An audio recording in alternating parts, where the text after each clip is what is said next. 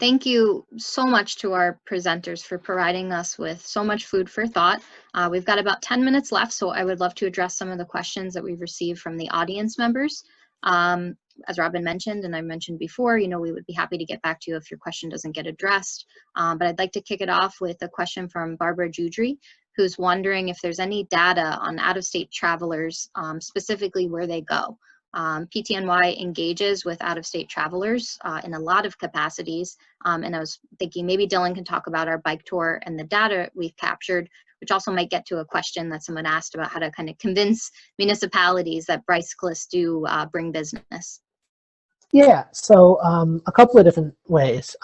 Obviously, when we have people register for an organized tour, like CTEC, you do get information about where they're from, and we have a pretty significant portion of our CTEC registrants come from out of state. I don't have the number offhand, but it is a lot of the people who do ride the tour are from out of state. We also do, we get some data from our end-to-end registrants, the folks who sign up as having completed the trail, and most of those are folks who do complete it outside of CTEC. We allow people who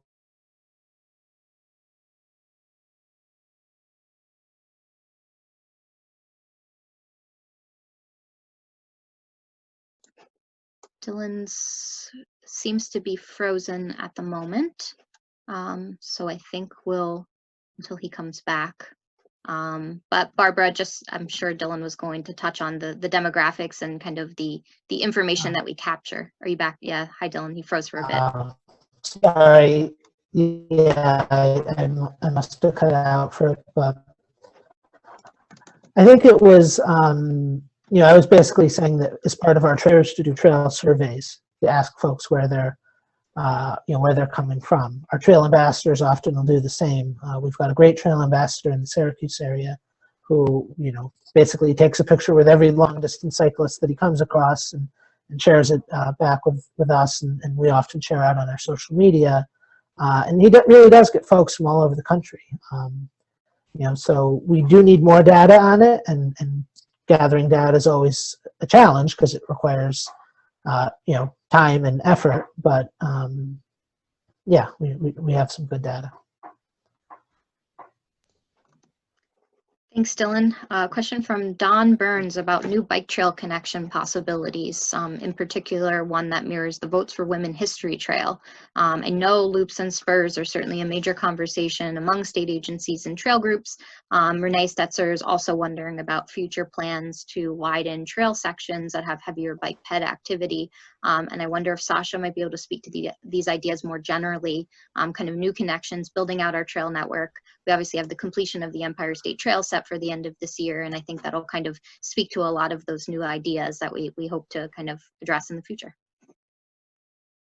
I mean, it's a great question, and certainly what Rebecca mentioned, it's on the minds of the state agencies that help fund these types of projects. The consolidated funding application through, is my volume really light? Oh. Hold on one second. So while Sasha's getting that straightened out, I can mention that the state is working on a statewide greenways plan that we actually expect to have released in the next couple of weeks. It might even be out tomorrow, a draft of that. And so that really is one way that we're looking at some of the different possibilities for building out new trail networks and for connecting. I think in terms of widening trails where they're existing, it's really using the data to show that the trail use is so heavy in these places that there's a need for it.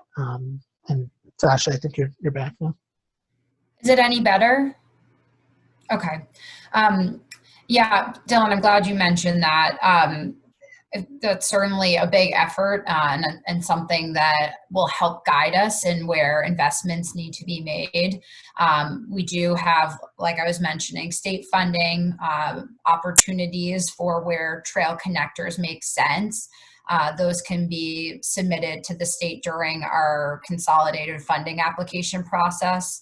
The Canal Corporation does have a $1 million grant each year that helps fund these type of economic development projects, but they're also able, the Canal Corporation grant is able to be coupled with other state agency funding opportunities like downtown revitalization. And so we've seen, you know, what the Canal Corporation can offer millions of dollars, but we can tap into other state funding sources to help elevate and provide more of a funding source to the communities that want to go a little bit larger scale with their projects. You know, this year we did postpone our funding, our CFA funding grant programs. I will have to see how 2021 goes. I would say that there was a lot of momentum for the trail. The Empire State Trail is nearing completion, but it's likely that we may see kind of a funding pause for new construction for a year or so, unfortunately. But it's certainly something that I'm sure the public is going to start enjoying the new segments in trail and saying, hey, well, what about that segment over there that's, you know, not 10 foot wide and deteriorating? So we'll look forward to getting those requests and demonstrating to the powers that be that improvements and more connections are needed. Absolutely. Thank you. Thank you so much. Paul Caden is wondering if there's any initiatives aimed at better cycling education and traffic laws that can help kind of motorists and non-motorists respect each other and share the road safely. Does anyone know of any programs available or any education initiatives underway?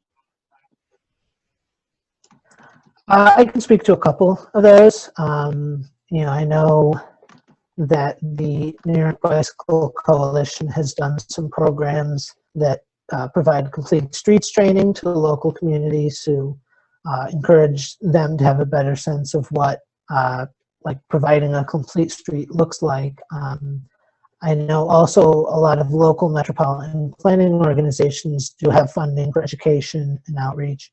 I mentioned during my presentation, we used funding from the Governor's Traffic Safety Committee to do our pop-up demonstration, but most of that funding actually goes towards education purposes, towards you know, providing information to drivers and to cyclists about how to best you know, provide the information that's needed to ensure that everybody can safely use trails.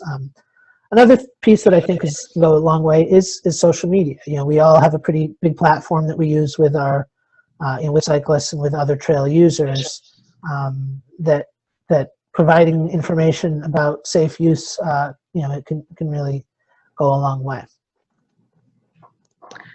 I would just say, you know, sometimes people are on a trail for 20, 30, 40 miles and they get off of the trail and they treat the streets like a trail. They kind of forget that they're, you know, now on a roadway. And so I guess it just happens, but and taking advantage of some of those programs and social media are important to remind people of you know, what's expected and what will help to keep them safe and keep local residents happy. And this is important now with, you know, due to COVID, we have more new trail users and than we have in the past. And, you know, there are lots of opportunities to help educate people on how to enjoy the resources in a way that keeps them safe and the people around them as well. I know for us, the Medina YMCA last year, they had a program where they would have like bicycle groups on nights and weekends, and they would go along the canal and do a destination stop at a small business along the canal. So like one time they came to Tinsel and, you know, they got ice cream, milkshakes. So, you know, the YMCA out here, they did that bicycle program and it was great. They, you know, they went to local businesses. So, you know, maybe other communities along the canal can kind of do the same thing.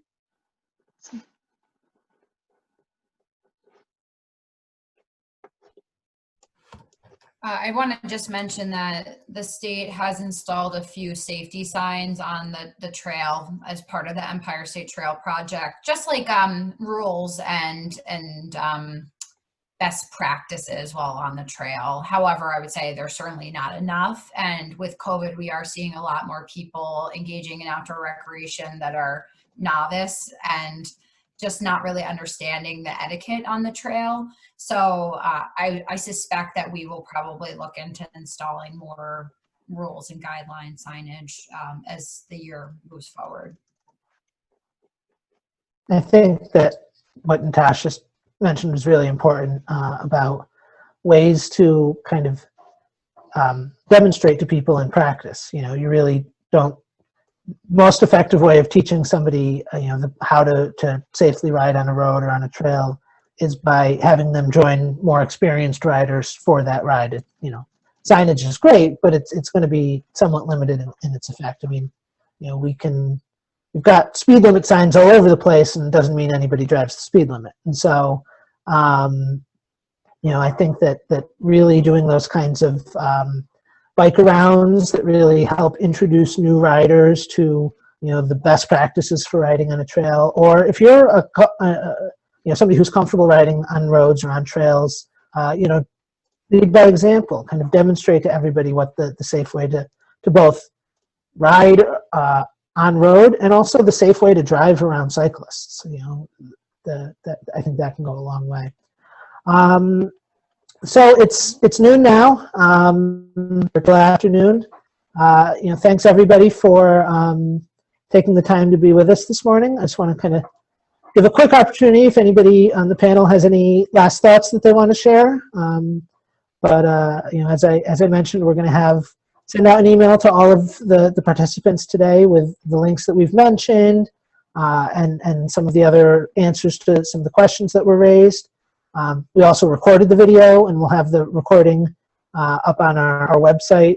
It'll probably take us a few days to get that up there, to be honest. And yeah, so panelists, any last thoughts? I'll say thank you for having me here, and it sounds like there are all kinds of great things happening in New York, and I think that people inherently know what to do, and you just have to find ways to go ahead and do it. Thanks for having us on. The Erie Canal is a national treasure, and I hope more people get to come out and explore it.